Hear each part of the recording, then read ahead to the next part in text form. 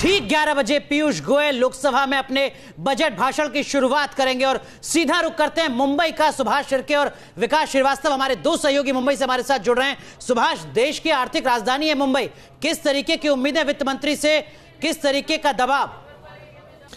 मेरे साथ CII के वेस्टर्न रीजन के स्किल डेवलपमेंट के जो चीफ और वर्टिव एनर्जी नाम के कंपनी है उसके मैनेजिंग डायरेक्टर है, उनसे ही सीधा हम पूछ लेते हैं। सुनील खन्ना जी, हमें बताइए कि क्या उम्मीद है बजट को लेकर?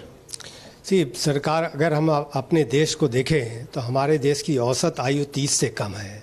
इसका मतलब हमारे यहाँ रोज़गार की बहुत ज़रूरत है पैदा करने के लिए, तो सरकार को ध्यान देना है कि रोज़गार कैसे पैदा करें। रोज़गार पैदा करने के लिए उद्योग और इंफ्रास्ट्रक्चर पे काफ़ी ध्यान देना होगा।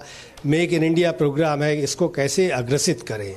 तो जब तक हम अपने मैन्युफैक्चरिंग सेक्टर जो करीब 16-17% GDP में कंट्रीब्यूट करता है, उसको हम कैसे 20% तक ले जाएं अगले 3 से 4 साल के अंदर कि GDP में कंट्रीब्यूट करें।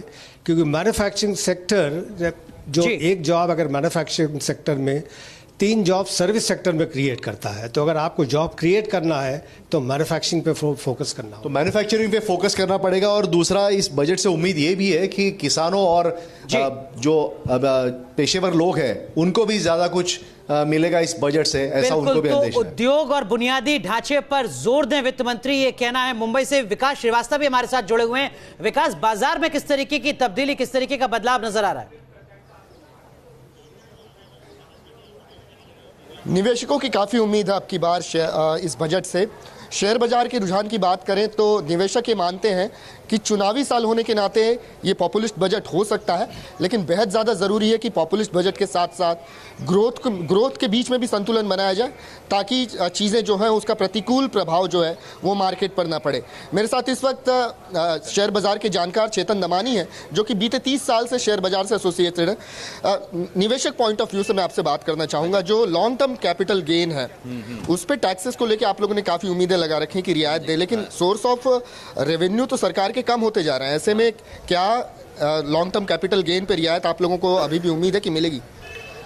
संक्षेप में उत्तर। मुझे नहीं लगता है सरकार शेयर बाजार के रिलेटेड कोई भी टैक्स को हाथ लगाएगी, क्योंकि यदि कोई भी टैक्स बढ़ाती है सरकार तो मार्केट के लिए नेगेटिव हो जाएगी। लेकिन आप लास्ट 1 ईयर में मार्केट इतना जनवरी का जो पॉइंट था वहां से बढ़ा नहीं है। बिल्कुल। सरकार की कोई आमदनी नहीं। जी बिल्कुल। तो निवेशकों की राय भी आप सुन सकते हैं अनुराग, किस तरीके से निवेशक लॉन्ग टर्म कैपिटल गेन पे टैक्स को लेकर रियायत की उम्मीद में थे, लेकिन बहुत ज्यादा उम्मीद में नहीं है, क्योंकि सोर्स ऑफ रेवेन्यू जो है लगातार श्रिंक होते जा रहे हैं सरकार के, और इसी वजह से सरकार छेड़खानी नहीं करेगी किसी भी इस किस्म के रेवेन्यू से। बहुत धन्यवाद इस बातचीत के लिए। मनोज जी, अभी ताजा आंकड़ा मैंने देखा, अंतर्राष्ट्रीय बाजार में रुपया 10 पैसे और गिर चुका है।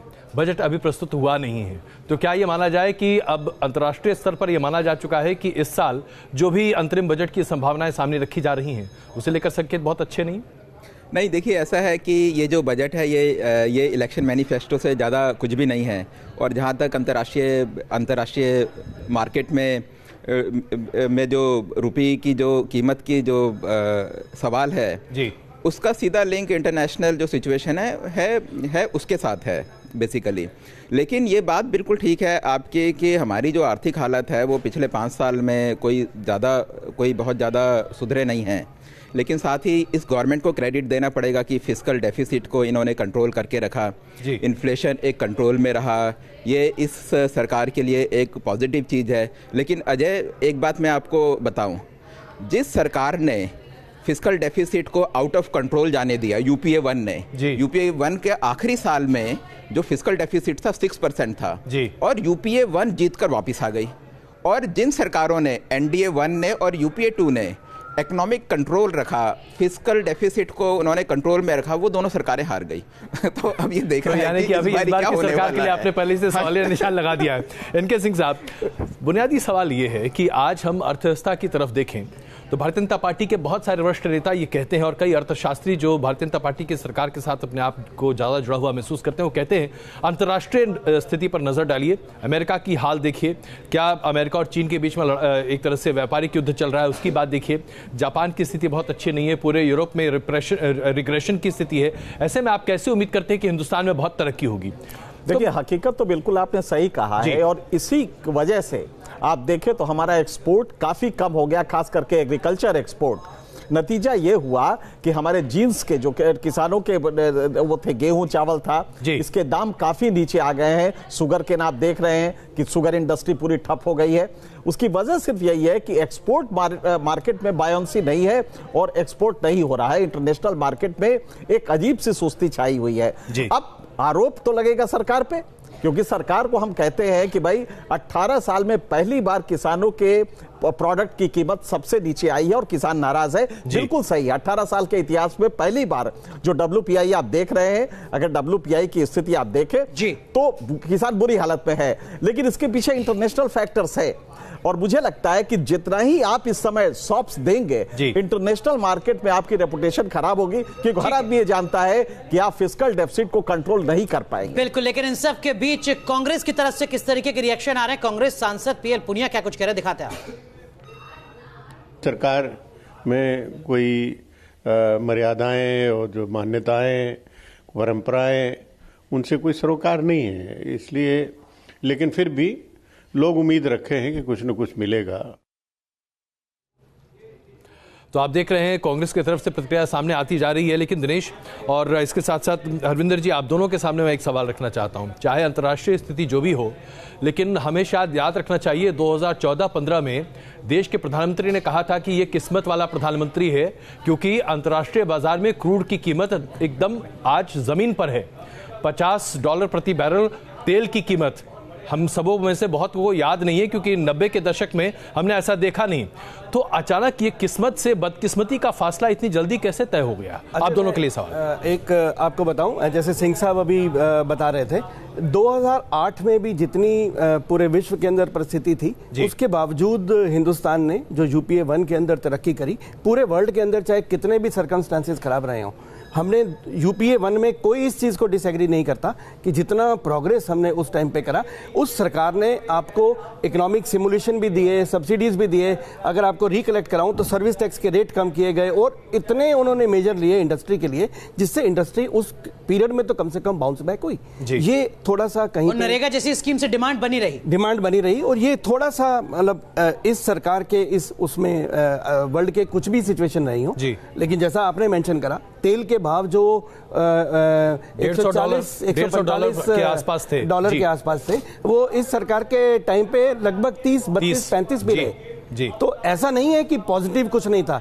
ये सरकार रादर जितना ये रेवेन्यू एडिशनल कलेक्ट हुआ, वो हुआ है इसी वजह से, क्योंकि आपने तेल के भाव और उसके ऊपर जो एक्साइज ड्यूटी और इनडायरेक्ट टैक्स का कलेक्शन ही सरकार ने किया, वो अब तक का शायद सबसे सर्वाधिक। बिल्कुल, हरवीर सर आपके पास भी आएंगे, लेकिन अभिलाष सर आप कुछ कहना चाह रहे हैं? मैं ये कह रहा था, तेल के भावों को यदि आपको लेकर अजय जी ने जैसी बात कही थी, पहले ये दृश्य बनाया गया था देश में कि सरकार तेल के भाव निश्चित नहीं करती है, तेल कंपनियों को ये इंडिपेंडेंस दिया गया है, और उसके बाद में सुबह शाम दोपहर पेट्रोल डीजल के भाव बढ़ने लगे। पर जैसे जैसे चुनाव आने लग गए, तो आपको याद हो तो मध्य प्रदेश, छत्तीसगढ़, राजस्थान और तेलंगाना, मिजोरम के चुनाव के ठीक पहले वह काफी उसमें बदलाव लाए गए। 6 रुपए की राहत दी गई थी। GST के स्लैब्स में भी खटाखट बदलाव होने लग गए। तो ऐसी कोई बात नहीं है जो सरकार के बाहर है, लेकिन यदि सरकार समझे और लोगों का वाकई विकास करने की बात करे तो ये सारी चीजें हो सकती है। तो जब तेल की कंपनी की इंडिपेंडेंस की बात थी, तो आपको याद होगा कि तत्कालीन फाइनेंस मिनिस्टर अरुण जेटली ने प्रेस कॉन्फ्रेंस लेकर भाव कम करने की घोषणा की, लेकिन पेट्रोलियम मिनिस्टर ने नहीं किया था ये।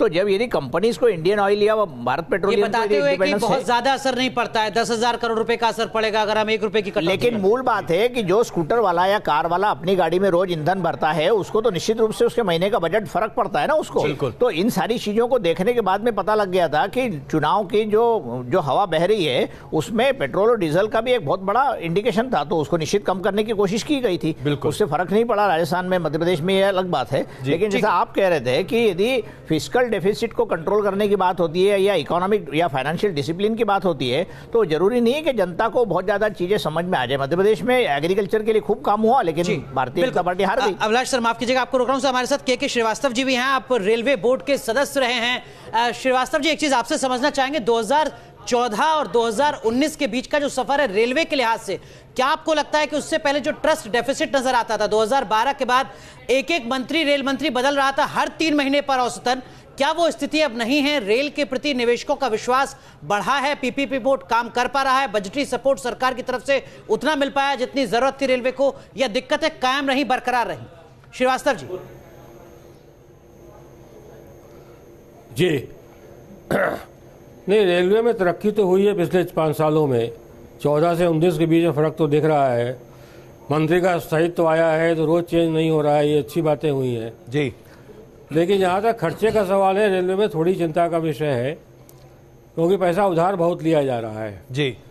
तो इसके पेमेंट का सवाल आएगा। बाकी तरक्की हो रही है रेलवे में, बाकी काम अच्छे हो रहे हैं। लेकिन एक बात बताइए श्रीवास्तव साहब कि क्या आज रेलवे अपने आप में वायबल है? क्योंकि हमें याद है कि पीयूष गोयल से पहले रेल मंत्री ने स्पष्ट तौर से कहा था कि रेलवे को वायबल बनाना सबसे बड़ी मजबूरी है और रेलवे बुरे तरीके से घाटे में चल रही है। तो क्या रेलवे को रिवाइव कर पाना अपने आप में संभव है? नहीं, रिवाइव करना पड़ेगा, नहीं तो बैठ जाएगा। ये प्रॉब्लम तो है। वायबिलिटी का सवाल तो रेलवे में काफ़ी बड़ा है सामने जी, जिसका जवाब देना पड़ेगा। इसका कोई सोल्यूशन निकालना पड़ेगा हमको। रेवेन्यू बढ़ानी पड़ेगी अपनी। ठीक है, लेकिन रेवेन्यू कैसे बढ़ाएं, सवाल यही है तब जबकि चुनाव आपके सामने है। क्या आप टिकटों का इजाफा कर सकते हैं? क्या आप माल भाड़ा बढ़ा सकते हैं? यह अपने आप में एक बड़ी चुनौती है। लेकिन आपको बता दें कि कैबिनेट ने बजट को मंजूरी दे दी है और अब थोड़ी ही देर का इंतजार बचा है, कुछ मिनटों का, जब लोकसभा में वित्त मंत्री पीयूष गोयल अपने बजट भाषण को पढ़ना शुरू करेंगे।